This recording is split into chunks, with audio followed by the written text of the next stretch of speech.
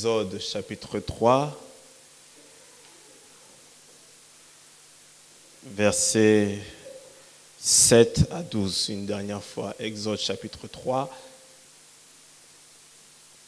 versets 7 à 12. Voici ce que dit la parole de Dieu, je lis pour vous. C'est notre texte de base et nous aurons deux autres textes pour appuyer ce que je vais dire ce matin. Exode chapitre 3, versets 7 à 12. La Bible dit, « Le Seigneur dit, j'ai bien vu l'affliction de mon peuple qui est en Égypte, et j'ai entendu les cris que lui font pousser ses tyrans. Je connais ses douleurs. Je suis descendu pour les délivrer de la main des Égyptiens et pour le faire monter de ce pays vers un bon et vaste pays, là où habitent les Cananéens, les Hittites, les Amorites, les Périzites, les Hivites et les Jébusites. Maintenant, les cris des Israélites sont venus jusqu'à moi, et j'ai vu l'oppression que les Égyptiens leur font subir. Maintenant, va, je t'envoie auprès du Pharaon, faire sortir d'Égypte mon peuple. » Nous sommes dans Matthieu chapitre 5. Matthieu chapitre 5, versets 22 à 23. Matthieu chapitre 5, versets 22 à 23. La Bible dit, Matthieu chapitre 5, 22 à 23,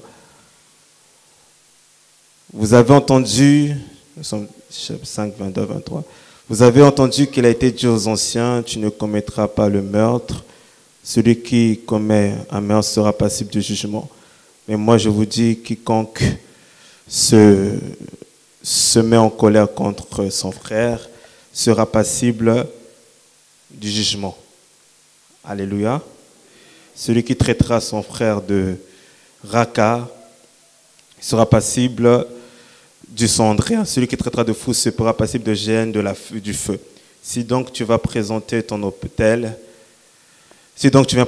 offrande sur l'autel et que là tu te souviens que ton frère a quelque chose contre toi, laisse ton offrande là devant l'autel et va d'abord te réconcilier avec ton frère, puis viens présenter ton offrande. Alléluia. Nous prenons Luc chapitre 5.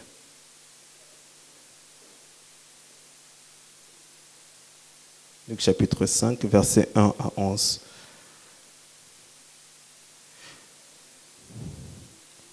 Luc 5, 1 à 11. Comme la foule se pressait autour de lui pour entendre la parole de Dieu et qui se tenait près du lac de Génézareth, il vit au bord du lac deux bateaux d'où les pêcheurs étaient descendus pour laver leurs filets. Il monta dans l'un de ces bateaux qui était à Simon. Il lui demanda de s'éloigner un peu du rivage. Puis il s'assit et du bateau il instruisait les foules. Lorsqu'il eut cessé de parler, il a dit à Simon, avance en eau profonde et jetez vos filets pour pêcher. Lorsqu'il eut cessé de parler, il dit à Simon, avance ce que je viens de dire. Simon lui répondit, Maître, nous avons travaillé toute la nuit sans rien prendre, mais sur ta parole, je vais jeter les filets. L'ayant fait, ils prirent une grande quantité de poissons. Leurs filets se déchirèrent. Ils firent signe à leurs associés qui étaient dans l'autre bateau de venir les aider. Ceux-ci vinrent et remplirent les deux bateaux au point qu'ils enfonçaient. Alléluia. Et nous terminons Matthieu chapitre 6. 22, 23, Matthieu 6, 22, 23.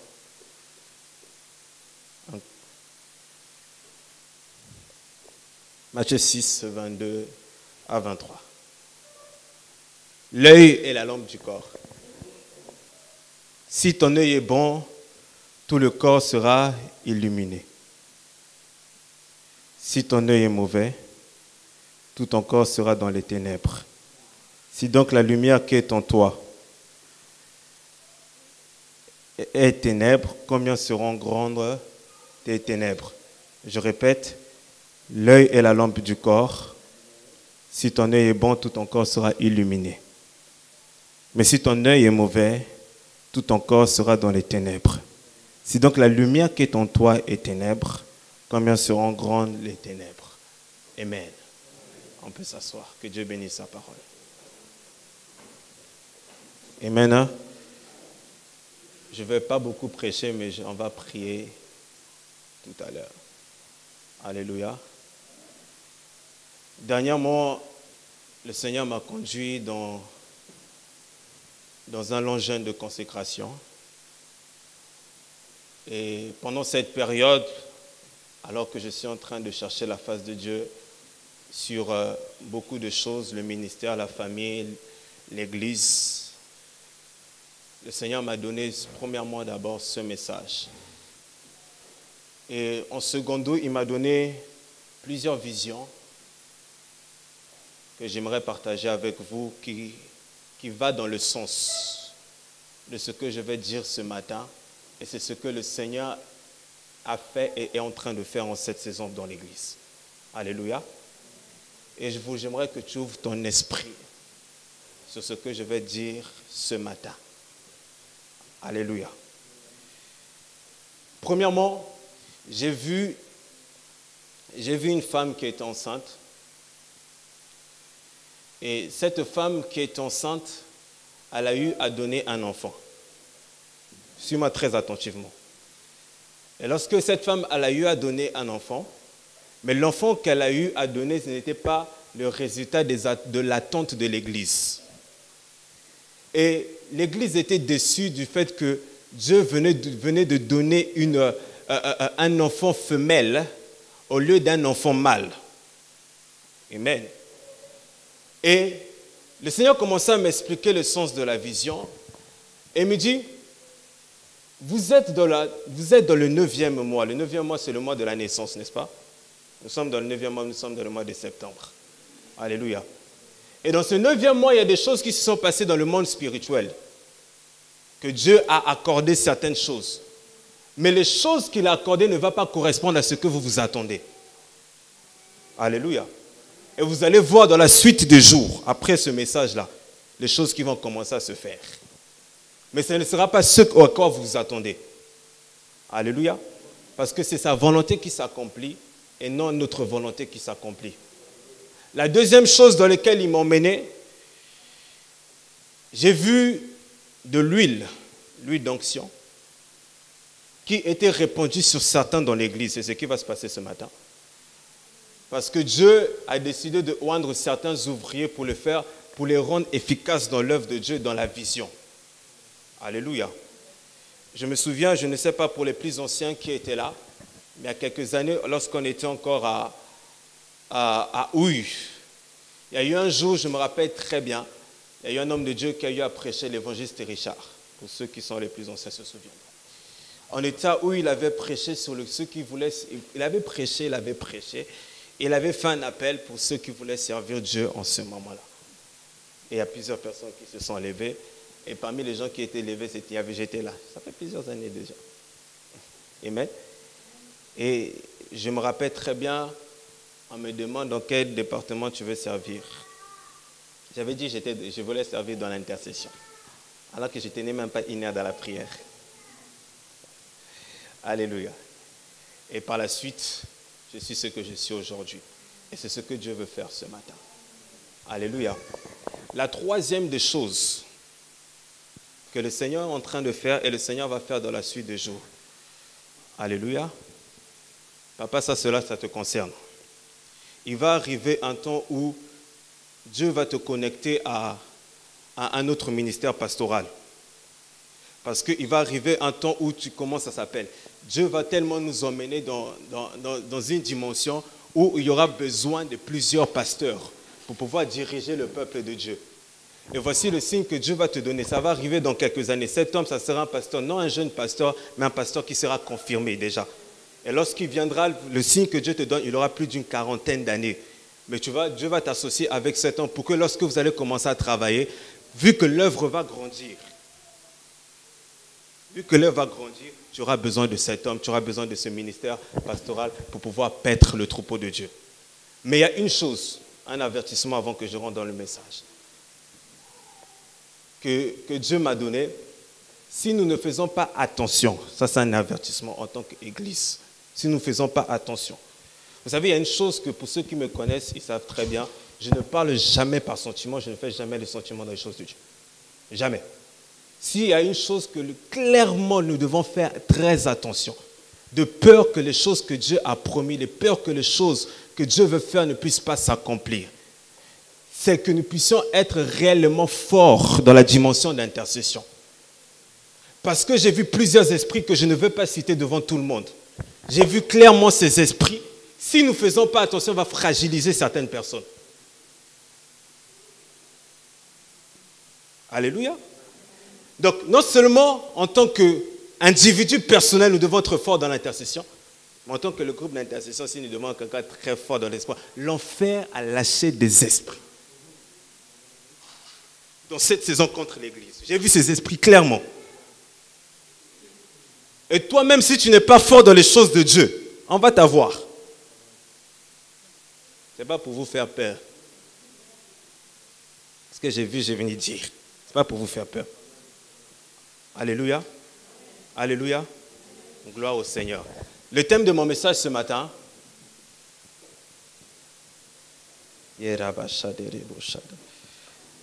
c'est avancer dans la vision prophétique. Avancer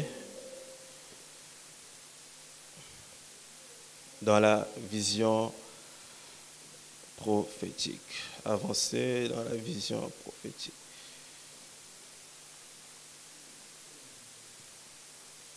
Amen. La vision est définie tout simplement comme étant, ça c'est la définition de l'homme de Dieu, Yonggi Cho, celui qui a la plus grande église au monde. Il dit, la vision c'est le futur qui est dans le cœur du leader. Alléluia. Il n'existe pas de leader sans vision. Il n'existe pas d'œuvre sans vision. Lorsque tu te décides de rejoindre une assemblée, tu dois être conscient de la vision qui réside dans cette assemblée. On ne va pas dans une assemblée par aventure. On ne va pas dans une assemblée pour rejoindre des amis.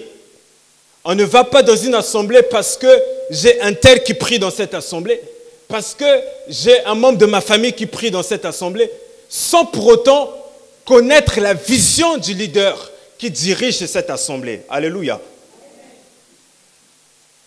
La vision, comme il le dit, ça concerne le futur. Ça ne concerne pas le présent. La vision, c'est le futur du leader. Elle se conjugue dans le présent, mais elle s'accomplit dans le futur. La vision, c'est les yeux dans le futur, mais c'est les mains dans le présent. C'est-à-dire, tu es dans le présent, Dieu te donne de voir le futur, mais tes mains sont dans le présent afin de travailler pour la vision. Alléluia.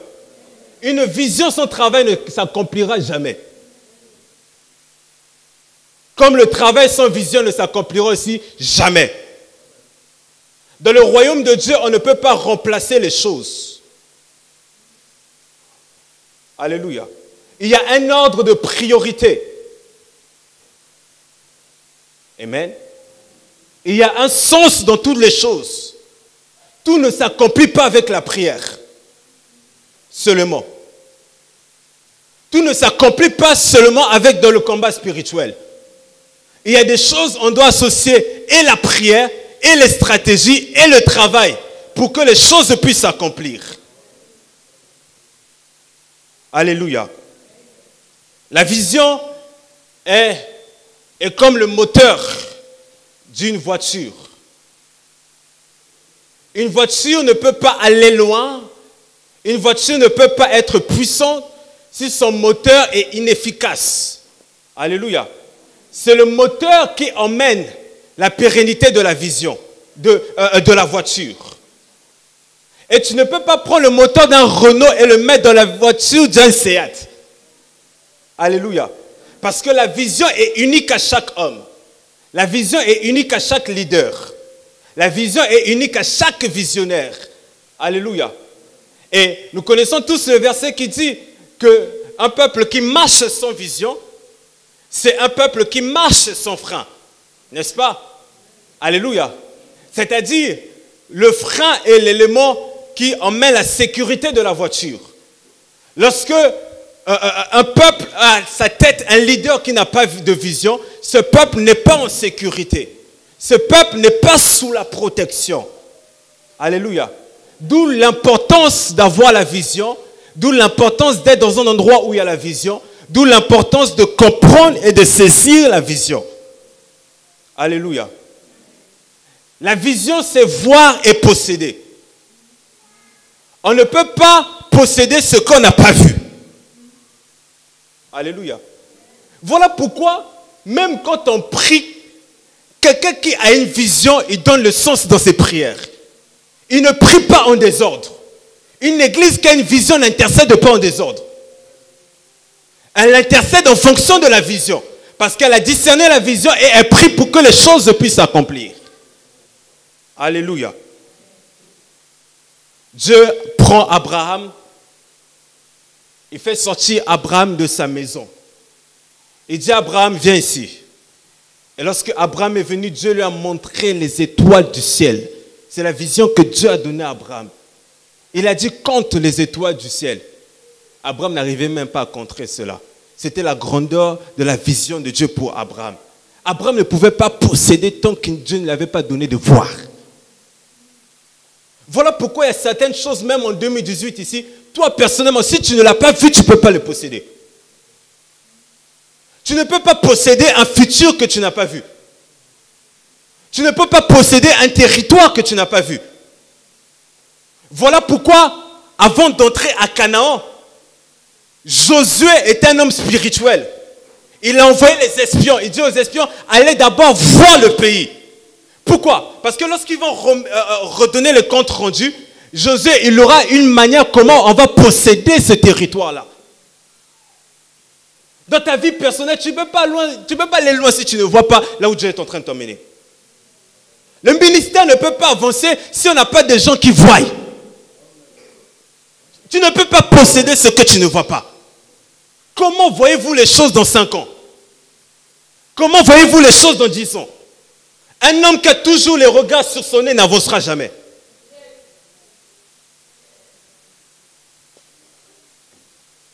Alléluia. On ne discute jamais avec la vision. Le verset que nous venons de lire là, aujourd'hui je vais aller calmement, je prêche, je prie, on va s'asseoir. Mais que ton esprit soit, que Dieu dérange ton esprit après ce message. Dans le verset que nous venons de lire, la Bible dit que l'œil, c'est la lampe du corps. Le corps a combien de yeux? Donc grammaticalement, Jésus s'est trompé. Comment tu peux dire l'œil est la lampe du corps? Tu aurais dû dire les yeux sont les lampes du corps. Ou les yeux sont la lampe du corps. N'est-ce pas? Mais Jésus dit l'œil est la lampe du corps. Ça veut dire quoi? Dans un corps, il y a une seule vision, pas deux. Parce que là où il y a plusieurs visions, il y a quoi? Division.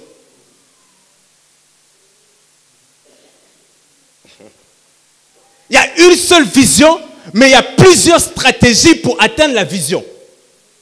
Les gens, ils confondent tout. Il y a une seule vision. Parce que la vision vient de Dieu, il le donne à un leader qui est unique. Et la vision est unique. On ne discute jamais sur la vision, jamais. Lorsque Dieu donne les mesures à Moïse, Moïse n'a pas dit, bon, écoute, on va faire 1 centimètre de plus, 2 centimètres de plus. Non. Moïse est descendu, Dieu lui a dit, tu vas faire exactement ce que tu as vu faire au ciel. Mais les stratégies de la vision, on peut discuter. Moïse, il est en train de s'épuiser spirituellement. Il croyait qu'il faisait des bonnes choses. Jéthro est venu, il a dit, Moïse, non. La stratégie que tu es en train de faire n'est pas bonne. Et Jéthro lui dit, établis des chefs des chefs d'eux. Ça, c'est une stratégie pour aider Moïse à atteindre la vision. Mais ce n'était pas la vision.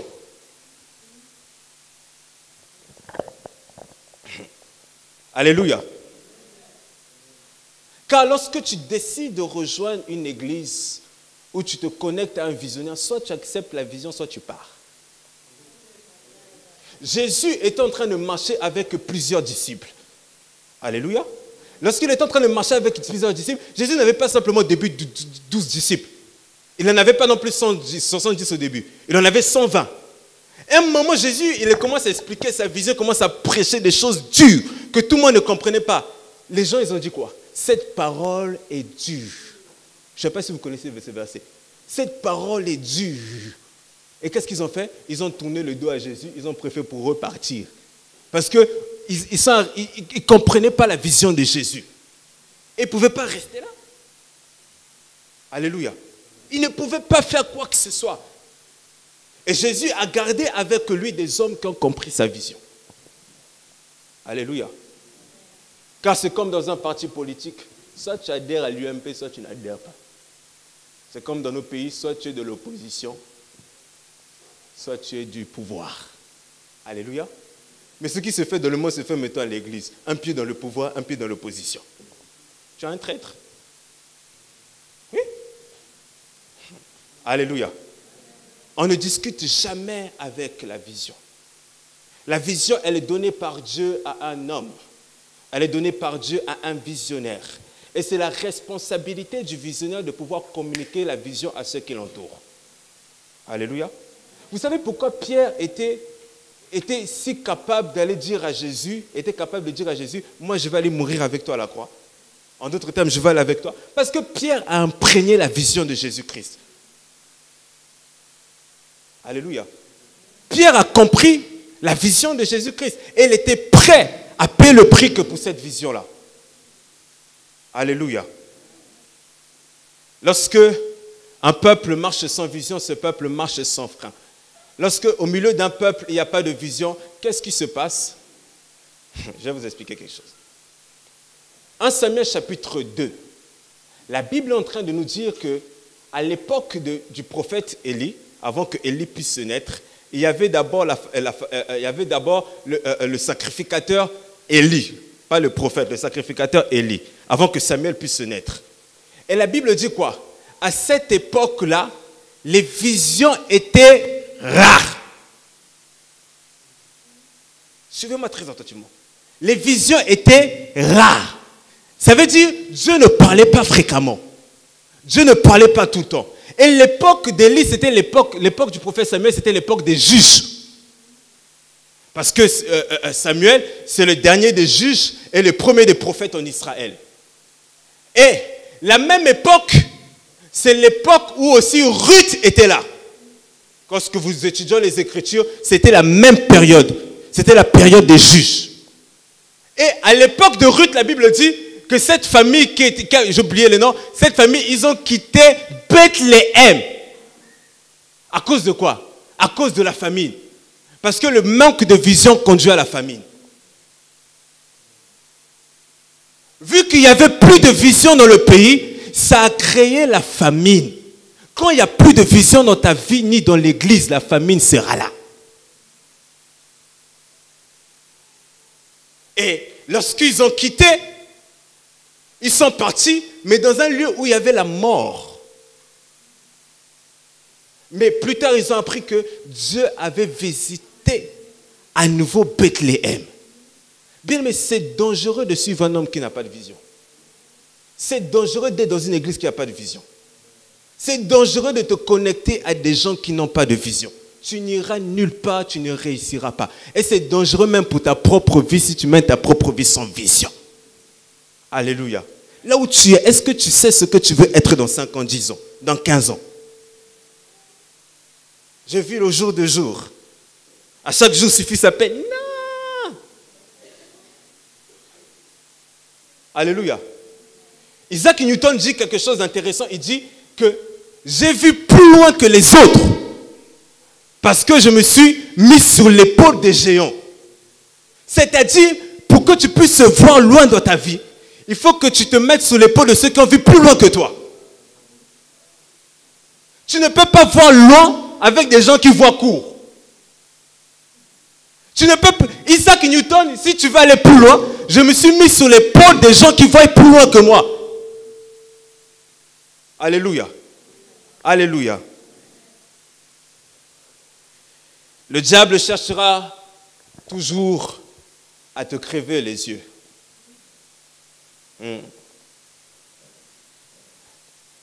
Vous savez, Vous allez remarquer qu'un homme, il est passé à côté de sa vision quand cet homme commence à faire les choses comme tout le monde. Parce que la vision t'est propre. Et tu fais des choses propres à ce que Dieu t'a dit de faire. Quand vous voyez un homme qui commence à suivre les choses à la mode, et commence à vivre comme tout le monde, sachez que c'est un indice que cette personne est en train de passer à côté de sa vision. Tout le monde peut aller à gauche, mais toi, quand ta vision te dit tu vas tout droit, tu iras tout droit.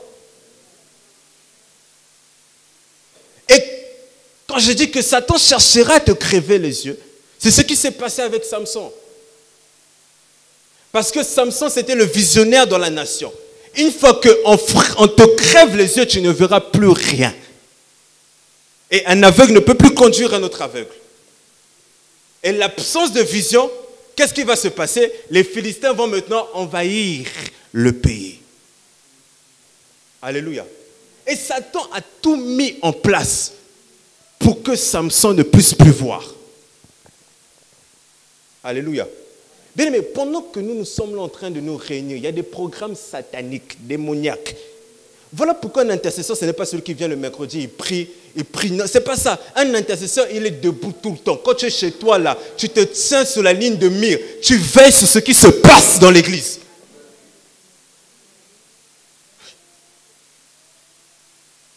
Et Samson ne savait pas, mais il y avait un programme satanique sur sa vie et sur son ministère. Au point où ils ont fait quoi? Ils ont envoyé un esprit. Dalila n'était pas simplement une femme. Dalila, c'était un esprit. Et Dalila a tout mis en place pour qu'on puisse maintenant faire quoi? Crever les yeux de Samson. Parce qu'il se disait, mais on ne sait pas comment atteindre cet homme-là. On ne sait pas comment atteindre cette église. On ne sait pas comment atteindre ce ministère. Qu'est-ce qu'on va faire? On va infiltrer. La puissance des nations se cache dans l'infiltration. Avant qu'une nation puisse aller à guerre avec une autre nation, ils envoient d'abord des services secrets. Et une fois que la nation est infiltrée et que la nation ennemie a les informations, c'est plus facile de pouvoir détruire. Alléluia. Et Samson ne veillait pas sur lui.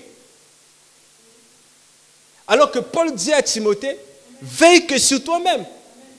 Il posait sa tête sur la cuisse des prostituées. Et pendant des moments de faiblesse comme ça, c'est là qu'il a révélé son secret. Alléluia. Pourquoi? Parce que Satan ne veut jamais que nous puissions voir. Parce que celui qui voit possède. Celui qui voit est en avance. Celui qui voit, il voit dans le futur, il est capable de revenir dans le présent. Il marche avec assurance. Parce qu'il a vu. Alléluia. Alléluia. Amen. Dans Exode chapitre 3 que nous venons de lire, la Bible est en train de nous expliquer ceci. Dieu vient à la rencontre de Moïse. Il dit à Moïse, j'ai entendu les cris, j'ai entendu les pleurs, j'ai vu la souffrance que de mon peuple. Maintenant, je descends pour faire quoi? Pour délivrer que mon peuple. Écoutez ceci, il dit au verset, je dis ça pour vous, verset 7, j'ai bien vu l'affliction de mon peuple qui est en Égypte, et j'ai entendu les cris qui lui font pousser ses tyrans. Je connais ses douleurs, je suis descendu pour le délivrer de la main des Égyptiens, et pour le faire monter de ce pays vers un vaste pays. Ça, c'est la vision que Dieu donne à Moïse. Suivez très attentivement. Il dit à Moïse, qu'est-ce que je veux faire? Faire monter de ce pays pour conduire dans un autre pays. Ça, c'est la vision.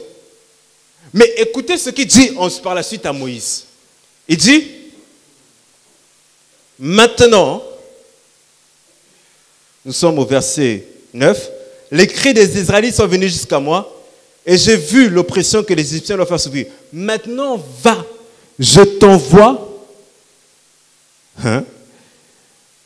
auprès du Pharaon, faire sortir d'Égypte mon peuple, les Israélites. Je ne sais pas si vous avez compris ce que je voulais dire là. Il donne la vision à Moïse. Il dit à Moïse, qu'est-ce qui va se faire? Ce que je vais faire, faire sortir du pays d'Égypte mon peuple pour le ramener sur quoi? À Canaan. Mais quand il descend plus bas, il dit à Moïse, va faire sortir Israël de l'Égypte. Point barre. Je vais m'expliquer. Dans chaque vision, il y a des missions. La vision que Dieu a adressée à l'homme Moïse, c'était de faire sortir et d'emmener dans le pays de Canaan. Mais sa mission n'était pas de faire entrer Israël dans le pays de Canaan. Dieu lui dit clairement, va faire sortir. Il n'a pas dit va faire sortir et entrer. Voilà pourquoi Dieu devait trouver un moyen pour que Moïse puisse rester dans le désert et que Josué puisse rentrer. Parce que clairement dans la vision, Dieu lui avait dit, il avait fait comprendre indirectement que tu ne rentreras pas à Canaan. Toi, simplement la mission que je te donne cette grande vision, mais toi, ta mission propre, c'est seulement de faire sortir. Et tant que tu es dans une vision et tu ne comprendras pas ta mission propre, tu échoueras. Et tu seras un homme frustré. Alléluia. Ils ont reçu la vision de faire sortir et de faire rentrer. Mais la mission de Moïse, c'était de faire sortir, accompagné des signes, des prodiges et des miracles. Mais nous verrons que dans l'exercice du ministère de Moïse, plusieurs personnes qui composaient l'église de Moïse, chacun avait sa mission. Oui? Moïse avait la mission de faire sortir. Comment il s'appelle? Aaron avait la mission d'être porte-parole de Moïse. Donc lui là, son simple mission c'est être porte-parole. Alléluia. Myriam ou encore Marie, sa mission c'était être simplement louangeuse. On dit qu'elle était prophétesse, mais en rien elle était...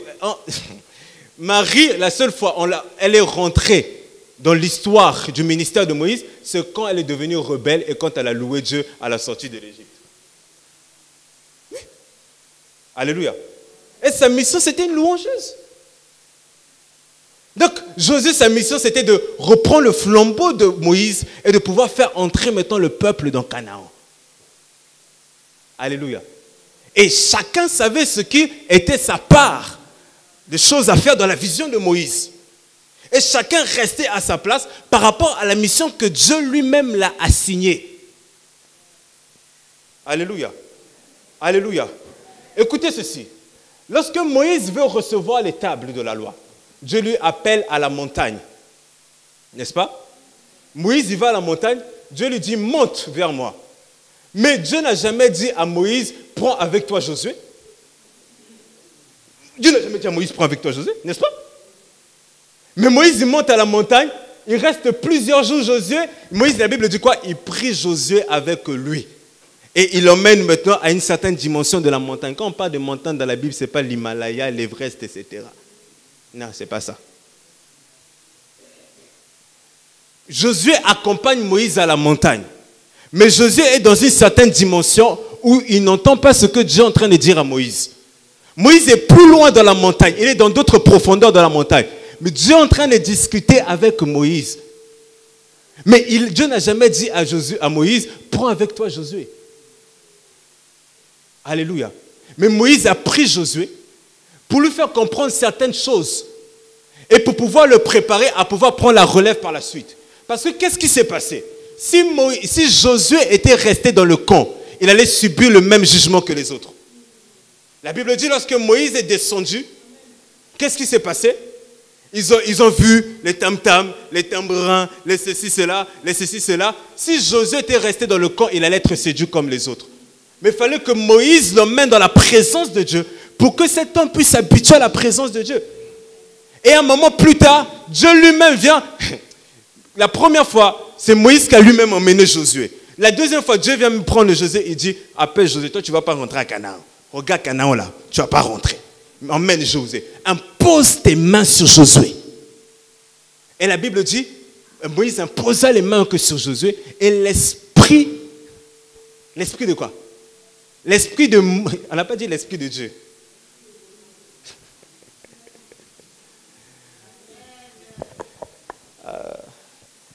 La Bible dit, l'esprit de Moïse, n'a pas dit l'esprit de Dieu. Il faut comprendre les écritures. Elle a dit l'esprit de Moïse. L'esprit de Moïse avec un petit E, pas l'esprit de Dieu. Donc l'esprit de Dieu est différent de l'esprit de Moïse.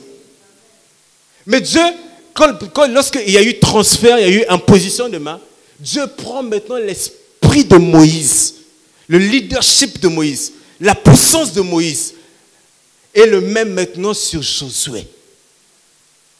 Alléluia. Et Dieu s'est arrangé que Aaron puisse mourir avant de rentrer à Canaan. Mais il y a des mystères dans la parole que nous devons comprendre. Dieu ne l'allait jamais faire en sorte que Aaron puisse rentrer à Canaan alors qu'il y avait l'esprit de Moïse qui était sur Josué. Dieu s'est arrangé. Aaron, il est mort. Josué chapitre 1. Dieu parle maintenant à Josué. Il dit à Josué, maintenant, pas avant, pas après, maintenant, fais quoi? Lève-toi. Prends ce peuple-là, fais-leur traverser maintenant le Jourdain. Et Josué a compris sa mission-là à ce moment-là.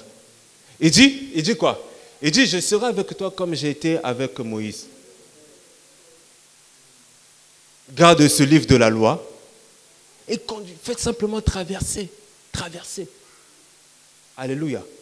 Et de tous ceux ils ont été avec Moïse dans le désert, il y a simplement un petit nombre de personnes qui ont vu l'accomplissement de la vision. Alléluia. Pourquoi?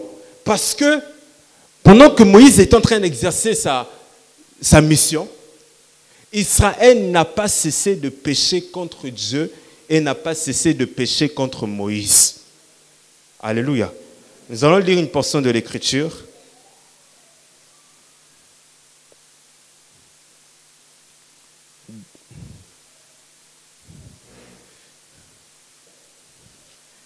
Deux Corinthiens.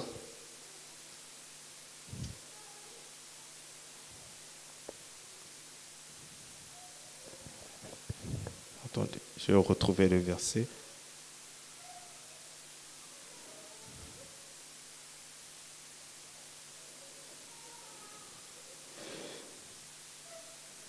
Je vais dans mes notes.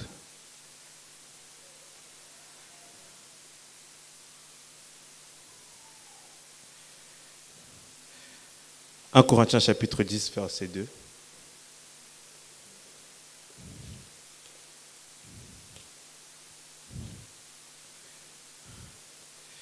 Suivez très attentivement la lecture. La Bible déclare, 1 Corinthiens chapitre 10, verset 2. Mes frères, je ne veux pas que vous ignorez que nos pères, soulignez l'expression en tous étaient sous la nuée. Ça veut dire qu'ils étaient tous sous la gloire de Dieu. Amen. Ils venaient à l'église, ils tombaient, ils prophétisaient, ils avaient des sensations, ils étaient sous la nuée. Alléluia. Ils sont tous passés au travers de la mer. Ils sont tous reçus le baptême de Moïse, dans la nuée et dans la mer. Ils ont tous mangé la même nourriture spirituelle. Ils ont tous bu le même breuvage spirituel. Ils buvaient en effet à un rocher spirituel qui les suivait. Pourtant, la plupart d'entre eux n'ont pas été agréés par Dieu puisqu'ils ont été abattus dans le désert. Je poursuis. Ce sont là des exemples pour vous, afin que nous n'ayons pas de mauvais désirs comme ils en ont eu. Ne devenez pas, idolâtres. C'est le premier péché. Comme certains d'entre eux, ainsi qu'il est écrit, le peuple s'est assis pour manger et pour boire, puis ils se levèrent pour s'amuser. S'amuser là, ce n'est pas s'amuser. C'est un euphémisme pour parler des rapports sexuels. 2. Nous ne nous livrons pas à l'inconduite sexuelle, comme certains d'entre eux s'y livrèrent. Ils ont tombé 23 000 en un seul jour. Ne provoquons pas le Christ, comme certains d'entre eux le firent. Les serpents les firent disparaître. 4. Ne maugréez pas comme certains d'entre eux maugréèrent. Le destructeur les fit disparaître. Maugréer, c'est murmurer. Pour vous dire quoi? Moïse avait la vision. Moïse a enseigné la vision. Moïse avait des hommes et des femmes pour l'aider dans l'accomplissement de sa vision. Mais le peuple n'était pas encore suffisamment mature pour comprendre certains mystères que Dieu est en train d'enseigner par Moïse et que Moïse est en train de les enseigner. Pourquoi? La première chose, lorsqu'ils sont sortis de l'Égypte et qu'ils ont commencé à rencontrer la faim, le premier péché, ils ont commencé à murmurer. Et ils disent, vaut mieux pour nous qu'on rentre pour nous en Égypte ou qu'on meurt pour nous dans le désert. Alors que Dieu a dit clairement que le désert, c'est simplement un passage. Alléluia. Mais tout de suite, face à l'épreuve, tout de suite face à l'opposition, ils ont perdu de vue la vision. Alléluia. Et vous allez remarquer que lorsque, avant de rentrer à Canaan, le roi, un roi vient, Balak vient prendre Balaam et dit, maudis-moi Israël. Et Balaam essaie de maudire Israël, la Bible dit qu'il n'y arrive pas. Alléluia. Mais vous allez remarquer pour les lecteurs de la Bible, quelques chapitres plus tard, Israël tombe entre les mains de leurs ennemis. Pourquoi? Bien-aimés, en tant qu'Église, nous pouvons avoir la protection de Dieu, la protection surnaturelle. Dieu peut nous abreuver, Dieu peut nous visiter, Dieu peut nous toucher. Mais il y a des stratégies que nous devons avoir pour que nous puissions arriver jusqu'à l'accomplissement de la vision. Alléluia. Une bonne vision marche avec des stratégies. Et lorsque Balak a vu que l'enchantement ne pouvait rien contre Israël, quelques chapitres plus tard, Balaam fait maintenant une proposition. Et ce jour-là, il a dit plus de 23 000 personnes sont tombées. Pourquoi? Parce que les fils d'Israël ont commencé à se connecter aux femmes étrangères. Et dans Apocalypse, Dieu parle de la doctrine de Balaam. Et c'est ça la doctrine de Balaam. Et c'est cet esprit que si nous ne faisons pas attention, si nous ne sommes pas armés spirituellement, nous allons tomber comme ces hommes ont tombé alors qu'ils étaient à quelques mètres, quelques kilomètres de l'accomplissement de la vision. Tu pries, tu combats, c'est bien. Mais vous savez, Satan multiplie des stratégies tous les jours. Non seulement pour détruire des ministères, mais pour détruire des vies, pour détruire des mariages, pour tout détruire. On l'appelle le destructeur, il vient pour égorger, tout détruire. Donc si toi tu veux mener ta vie chrétienne, tu veux venir à l'église comme des choses normales, bien, mais tu seras une victime facile. Alléluia. La Bible dit, nous n'ignorons pas ses desseins. Et Balaam a réussi à un seul acte qu'il a posé. Il a frappé le peuple. Et plusieurs sont morts ce jour-là. Parce qu'ils ont eu à consommer ce qui est étranger. Or, dans la vision, on ne prend pas de ce qui est étranger. Alléluia. Il doit avoir, bien aimé, dans ta vie, le jour où tu manques de... Quelqu'un qui n'a pas de discipline personnelle, là, cette personne de 1 ne va jamais réussir. Et de 2, tu es une cible facile de l'ennemi. Si tu n'as pas de discipline personnelle, tu es une cible, une église qui n'a pas de discipline. Facilement, l'ennemi va frapper. Alléluia. Si tout le monde fait ce qu'il a envie de faire, de la manière qu'il a envie, facilement l'ennemi, parce qu'il va trouver des brèches. Alléluia. Et Balaam a réussi à enseigner une mauvaise doctrine à ce moment-là, et ils sont tombés. Et où étaient les hommes de prière pendant qu'il y avait Amalek qui était en train de combattre? Les hommes de prière, ils étaient où? Au lieu d'intercéder pour le peuple, la Bible dit, on ne voyait, ils n'étaient même pas là. Je pense que parmi ces hommes de prière, il y en a qui étaient tombés. Le diable sait que pour vous toucher, je ne peux pas vous toucher comme ça. Je vais vous mener hors de la portée de Dieu. Et là, je vous frapperai facilement. Je vais t'emmener... Même le proverbe dit, ne déplacez pas les bornes que les pères ont posées. Il y a des bornes qui ont été posées, on ne peut pas les déplacer. Les seules bornes qu'on doit déplacer, c'est ce que le diable a posé. Mais les bornes que les pères ont posées, on ne peut pas les déplacer. Voilà pourquoi l'apôtre Paul dit, j'ai posé le fondement comme un sagesse et je n'ai pas posé sur le fondement de quelqu'un d'autre.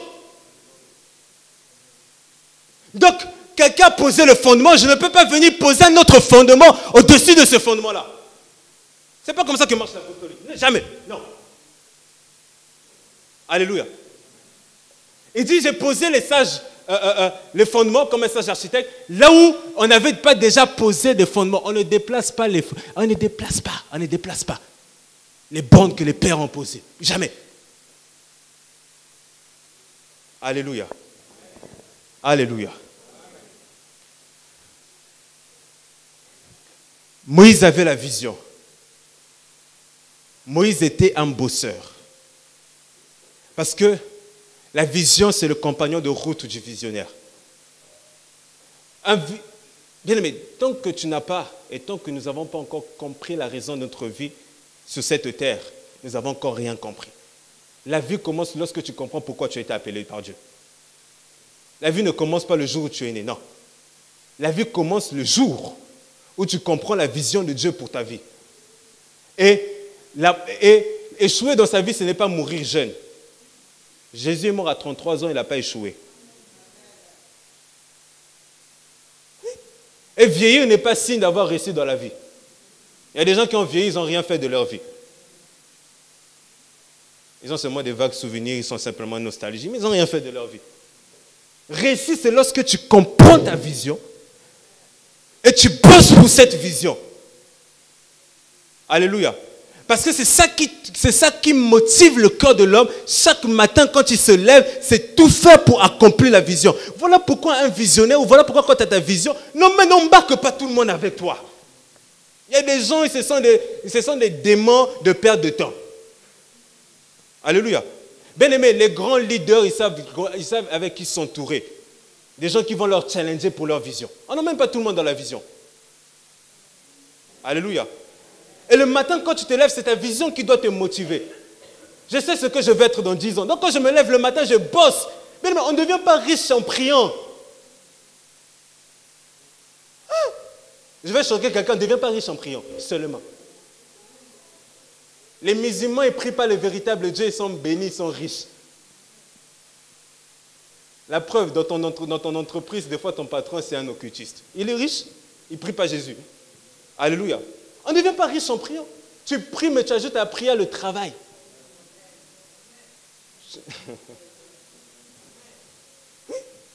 Voilà pourquoi il faut qu'on enseigne aux enfants de Dieu. Oui, c'est bien de prier. J'aime la prière, j'ai prié beaucoup.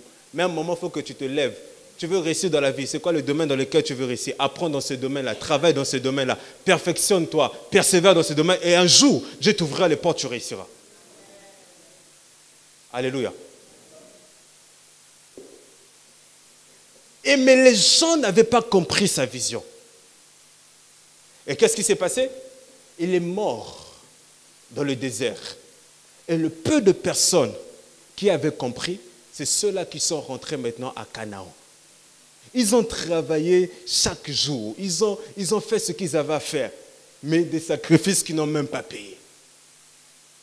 Pourquoi? Parce que c'est un peuple, même les prophètes appellent Israël le peuple cou raide. Il y a des gens comme ça à l'église, ils ont le cou raide. Vous savez c'est quoi être un peuple cou raide? Les gars, tu leur prêches cou raide. Dimanche prochain, les mêmes choses, tu prêches cou raide. Tu lui enseignes, cou raide. Le gars, tu peux le discipliner. Une semaine, 2 semaines, il aura toujours le cou raide. Et des gens comme ça, ils n'iront pas loin. C'est ce qu'ils ont échoué parce qu'ils avaient le cou raide. Oui. Cou raide là, le gars, le cou, il est difficile. On ne peut pas travailler avec les gens de cou raide. Si tu as le cou raide, que Dieu sensibilise ton cou. Alléluia. Ils avaient le cou raide. Moïse, il dit des choses, Moïse, il parle. Oh. Moïse qui te dit que toi aussi, toi aussi, au lait qui comme tu. Dieu te parle seulement à toi. Comment vous êtes là comme ça, vous venez critiquer le mariage de Moïse? Ça c'est... Myriam, même si tu es ma soeur là, tu viens critiquer mon mariage. Oui. Myriam, oui, j'ai l'onction prophétique, je suis prophétesse. Yes. Tu viens critiquer mon mariage. Et Moïse n'a même pas parlé, Dieu a dit là, on va descendre. Je suis le bon conseiller, l'avocat, mais là je vais me transformer en juste. J'ai descendu comme ça. Vous savez, dans le monde de l'esprit, il y a des niveaux. Il y a des niveaux d'onction, il y a des niveaux d'autorité. Et même parmi les hommes de Dieu, tout le monde n'a pas le même niveau d'autorité, niveau d'onction. Il y a des gens comme ça. Moi, je sais qu'il y a des papas qui font n'importe quoi. Mais des papas comme ça, tu ne peux pas parler mal d'eux, s'il te plaît. Tu ne peux pas parler mal d'eux. Non. Non, non, non, non, non. Tu veux que ton onction sèche? Il y a des gens à l'église qui se permettent de dire tout et n'importe quoi. Frère, il y a des vieux, même si tu viens de commencer à faire ces bêtises, laisse les pères régler les problèmes. Toi, tu viens seulement de commencer. Hey, il y a des choses que même s'ils ont fait des bêtises, Dieu les a quand même fait passer l'huile sur eux. Donc, il y a certaines choses, je ne peux pas me permettre de parler sur certains papas. Jamais, vous allez me voir. Ma femme, elle vous dit jamais, jamais. Il y a certains papas qui disent jamais. Oh, le vieux, jamais. Je préfère me taire. Dieu a rejeté le vieux prophète, mais le vieux prophète a séché le ministère du jeune prophète. Dieu a rejeté le vieux prophète. Mais le ministère du jeune prophète a été séché. Pourquoi? Parce qu'il ne connaissait pas les principes d'autorité. Et dans la vision, quand on ne connaît pas les principes d'autorité, on va sécher très vite, très très vite. Dieu te parlait, tu verras que Dieu ne te parle plus parce que tu as touché une autorité qu'on ne touche pas. Tu t'es brûlé avec le feu. Alléluia. Ils avaient le cou raide. Mais vu que la vision venait de Dieu, elle devait toujours s'accomplir. Toujours. Et qu'est-ce qui se passe maintenant?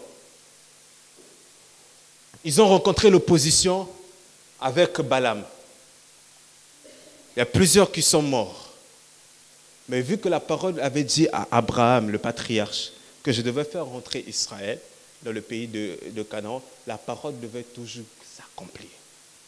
Et l'Église, l'Église, la voix de l'Éternel, nous avons lu tout à l'heure le livre de Luc, je pense, avec l'histoire de Pierre. L'Église est comme Pierre. Je vais m'expliquer et je clôture en prière. Pierre, la Bible dit qu'il était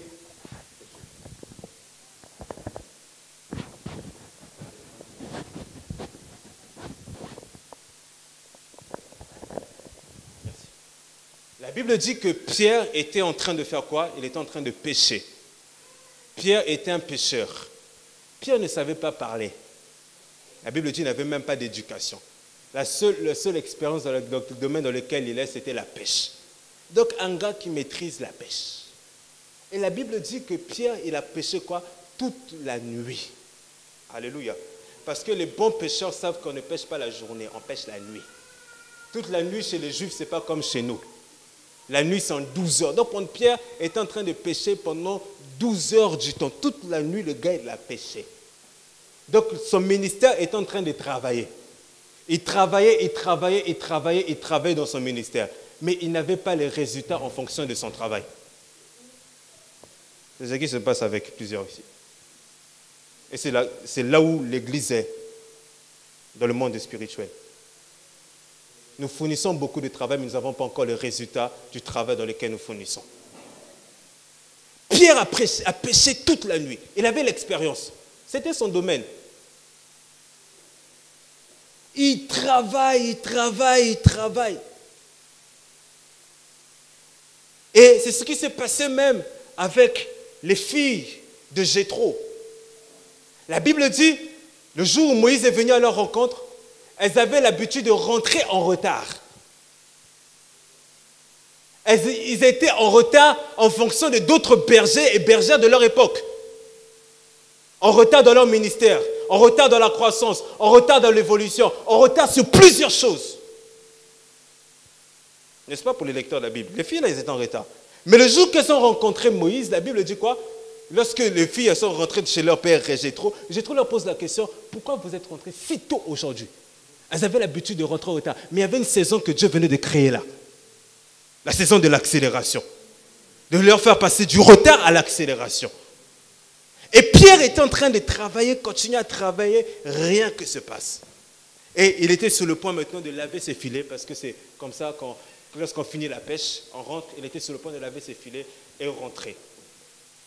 Et là, un gars de 33 ans apparaît comme ça, il dit à Pierre, jette encore ton filet. En d'autres termes, travaille encore. Et c'est la parole de Dieu pour nous ce matin. Il dit quoi? Jette encore ton filet. Mais il n'a pas dit jette ton filet dans d'autres eaux. Il n'a pas dit quitte la barque là où tu es, va dans une autre barque Et jette le filet. Non, il dit, là où tu as échoué, jette encore. Là où vous n'avez pas encore eu les résultats, essayez encore. Pierre pose la question à Jésus. Mon gars, moi je connais la pêche. Mais sur ta parole, je jetterai que quoi? Mon filet. Pierre prend à nouveau son filet. Il jette au même endroit. Là, on est maintenant le matin. L'échec, c'était pendant le temps de la nuit. Le matin, ça représente la délivrance. Voilà pourquoi on vient dire à Isaïe, prophète, qu'est-ce que annonces-tu du matin? Que dis-tu du matin? Que dis-tu? Le matin arrive, la délivrance, que toi tu es en train de dire. Bien, mais la parole de Dieu précède toujours un matin. Voilà pourquoi Dieu dit, il y a eu un soir et il y a eu un matin. Le soir, pendant qu'ils étaient en train de travailler, il n'y avait pas les résultats, c'est normal, c'était le soir. Mais le matin, quand Jésus est venu, il a dit, jette le filet au même endroit. La Bible dit, ils ont rempli, et qu'est-ce qu'ils ont retrouvé? Des poissons. Plus tard, un autre évangile nous donne des précisions. Il dit qu'ils ont récolté 150 poissons. Ça veut dire qu'ils ont eu le temps de compter 1, 2, 3, 4, 5, 6, 7, 3 poissons. Pourquoi? Parce que Christ a ramené Pierre de sa vision première. Le change vision, l'échec est là. L'échec n'est pas une fatalité. La réussite est souvent après un multiple d'échecs. Église, nous devons jeter encore le filet. Il y a 153 personnes qui sont là. Si tu as les yeux simplement avant, tu vas dire Jésus, tu as. Bien aimé, il y a un homme de Dieu, Smith, il dit ceci. Il dit, je ne crois pas ce que je ressens ni à ce que je vois. Je crois à la parole de Dieu. Si je ressens quelque chose, je vais faire des choses selon ce que je ressens. Si je vois quelque chose, je vais faire des choses à ce que je vois. Mais si je crois à ce que la parole de Dieu dit, je vais faire les choses selon ce que la parole de Dieu dit. Gloire à Jésus. On ne fait pas des choses selon ce qu'on ressent. Je ressens le découragement. Pierre était découragé et Satan a réussi de frapper le ministère de Pierre par le découragement. Quand tu sens que tu commences à décourager de certaines choses, Satan multiplie souvent des attaques et le découragement précède souvent la promotion. Parce que là où tu vas te décourager, Dieu voulait te dire, jette encore. Jette encore, il y a 153 personnes qui sont là. Ne te décourage pas, jette encore, travaille encore. Travaillons encore. Sous les mêmes eaux. Et Pierre était dans son ministère dans la barque. Et qu'est-ce qu'il a fait? Il a pris une autre barque. Il a connecté sa barque à une autre barque. Et tellement que la moisson était grande, il a rempli et sa barque et l'autre barque qui était à côté. Alléluia. Parce que sur la parole de Dieu, il a posé un acte. Alléluia. On ne fait pas les choses selon ce qu'on ressent. Jamais. On ne fait pas les choses selon ce qu'on voit. Un homme de foi ne vit pas selon ce qu'il ressent, selon ce qu'il voit. Un homme de foi, il rentre dans l'esprit, il voit les choses en esprit, il pose les actes dans le présent et il croit ce qu'il est en train de poser. Un homme de foi ne voit pas que tout le monde est contre moi. Non. Là, je sais ça. Non.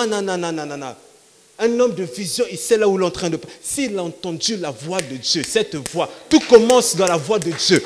Si c'est réellement Dieu qui a parlé, il fallait que Jésus puisse venir ôter Pierre du découragement. Comme plusieurs ici sont découragés. Alléluia. Mais Jésus dit, jette encore le filet.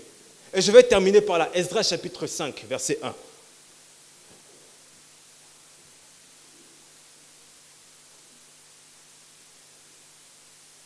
Esdras chapitre 5, verset 1. Ça c'est la parole de Dieu pour l'Église. Esdras chapitre 5, verset 1.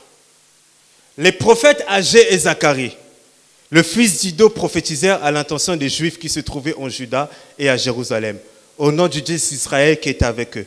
Alors Zorobabel, fils de Shealtiel, et Josué, fils de Josadak, se levèrent et commencèrent à reconstruire la maison de Dieu à Jérusalem.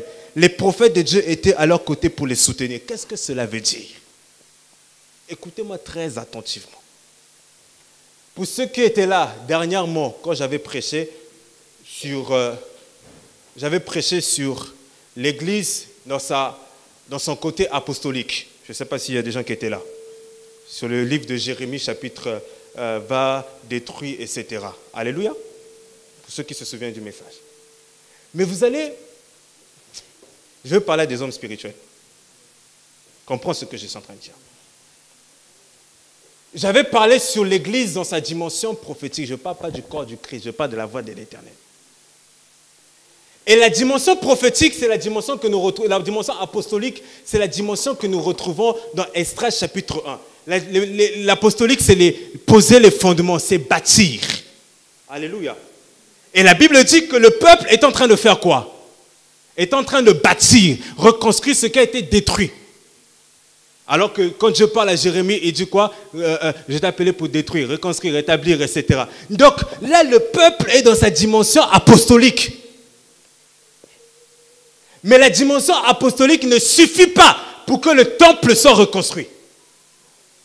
Alléluia. Écoutez, pour faire 10 000 pas, 10 000 kilomètres, il faut que tu commences à faire un pas. Et il y a un adage qui dit même qu'une action vaut mieux que 1000 intentions. Alléluia. Écoutez ceci.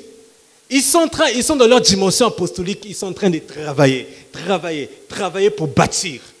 Mais ils ont rencontré l'opposition des Arabes, ils ont rencontré de l'opposition et pendant même un moment, leur travail a été suspendu. Ça, c'est dans leur dimension apostolique. Mais il fallait ajouter à l'apostolique le prophétique. La Bible dit, Dieu a envoyé maintenant les prophètes. Et lorsque les prophètes sont venus, ils ont venu maintenant encourager le peuple apostolique à retravailler pour que le miracle puisse être reconstruit. Bien aimé, l'apostolique et le prophétique, c'est le ministère d'implantation.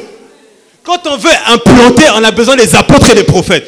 Voilà pourquoi la Bible dit, vous avez été bâtis selon le fondement des apôtres et des prophètes. Quand on veut bâtir, quand on veut planter, quand on veut avancer, on a besoin de l'apostolique et le prophétique. L'apostolique seul ne suffit pas. Le prophétique seul ne suffit pas. Il faut mélanger les deux. D'où le thème avancer dans la vision prophétique. Nous sommes un peuple apostolique, mais nous manque la touche prophétique pour que nous puissions avancer. Si Pierre s'était limité dans l'apostolique, travailler avec le filet, il n'allait jamais avoir de résultat. Il fallait que le prophétique puisse voir que dans cette eau-là, il y a 153 poissons.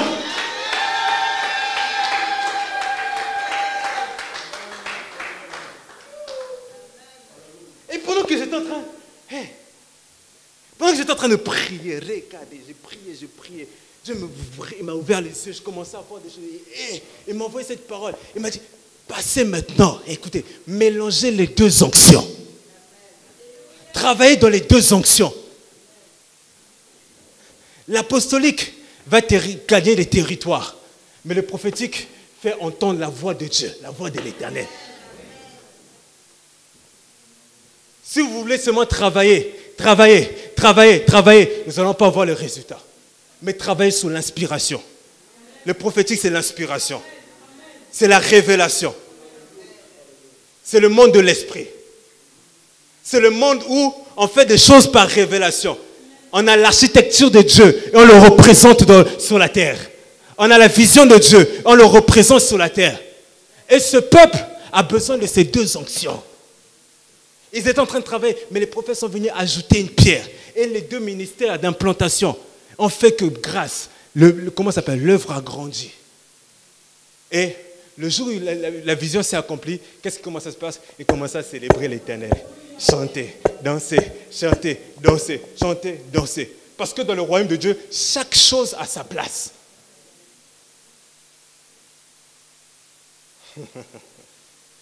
Nous devons comprendre comment fonctionne le royaume de Dieu. Nous devons comprendre comment fonctionne. L'Église ne fonctionne pas comme des choses du monde. Non. Chaque chose a sa place. Quand Dieu veut nous emmener dans notre saison, il va donner un certain type d'onction. Quand Dieu veut nous faire gagner certains territoires, il va donner un certain type d'onction. Parce que le visionnaire, le prophète Moïse ne suffisait pas. Il fallait l'apostolique de Josué pour posséder le territoire de Canaan. Alléluia. Nous allons nous lever. Je ne vais pas prendre beaucoup. Que Dieu bénisse sa parole.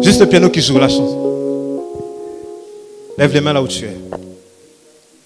Degeze teke. Jidere de kazi. Radaga de bosse. Père, merci pour l'ange qui marche avec moi.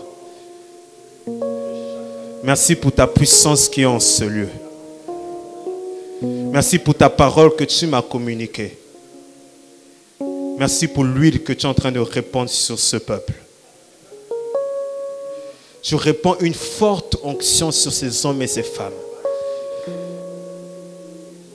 Lorsque Moïse était dans le camp, on a pris de l'esprit de Moïse pour répandre sur les hommes. Ils ont commencé à prophétiser.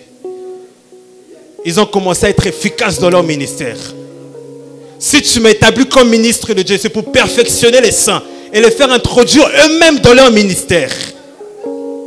Pendant que je prie en ce jour, l'impactation est en train de se produire dans le monde de l'esprit. L'impactation est en train de se produire dans le monde de l'esprit. L'impactation est en train de se produire dans le monde de l'esprit. Ils reçoivent une forte gloire. Ils reçoivent une forte onction. Ils reçoivent une forte présence de Dieu. La puissance de Dieu, la puissance de mon Dieu qui m'accompagne ce matin. Baptise ces hommes et ces femmes dans l'onction. Baptise ces hommes et ces femmes dans la gloire.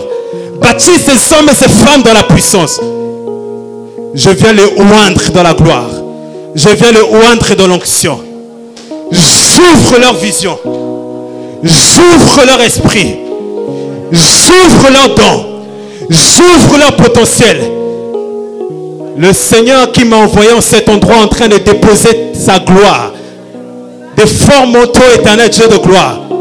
Qui se baptise, Seigneur, ces hommes et ces femmes. Parce que je l'ai vu en esprit. Et ce que je suis en train de faire, c'est tout simplement ce que j'ai vu. Et j'obéis à ta parole. Ils reçoivent ton onction. Une forte onction dans l'apostolique. Une forte onction dans le prophétique. Une forte onction de prière. Une forte onction de prière.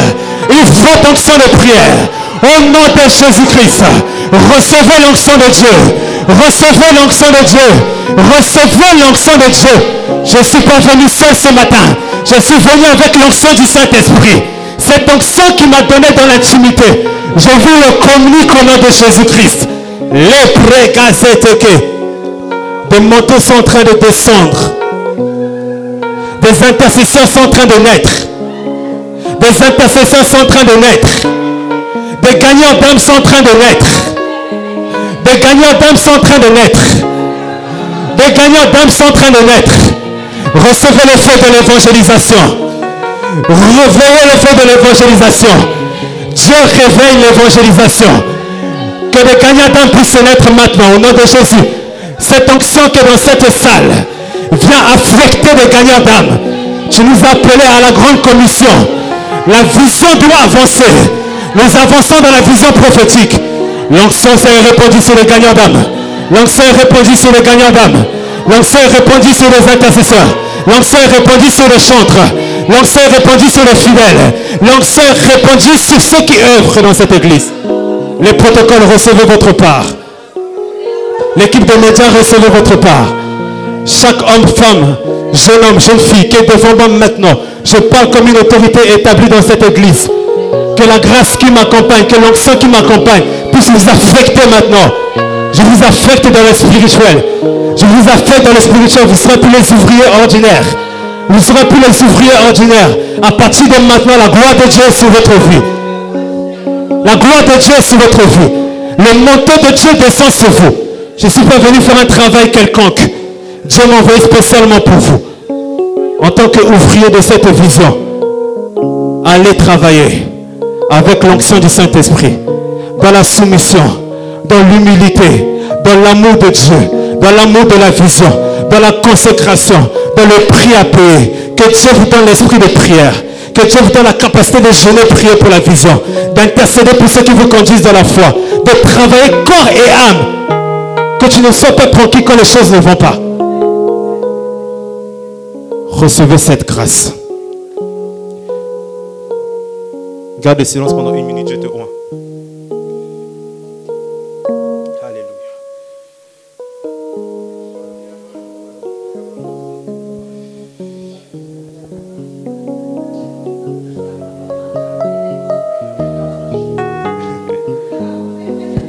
Dieu te oint. Je l'ai vu clairement. Dieu te oint. Il ne ment pas. Dieu te oint. Père, au nom de Jésus, ta bénédiction accompagne ces ouvriers. À partir de maintenant, je prie comme étant leur berger, qu'ils puissent apprendre à écouter et entendre la voix du berger. Au nom de Jésus-Christ, gardez cette onction. Allez travailler maintenant. Au nom de Jésus, que Dieu vous bénisse.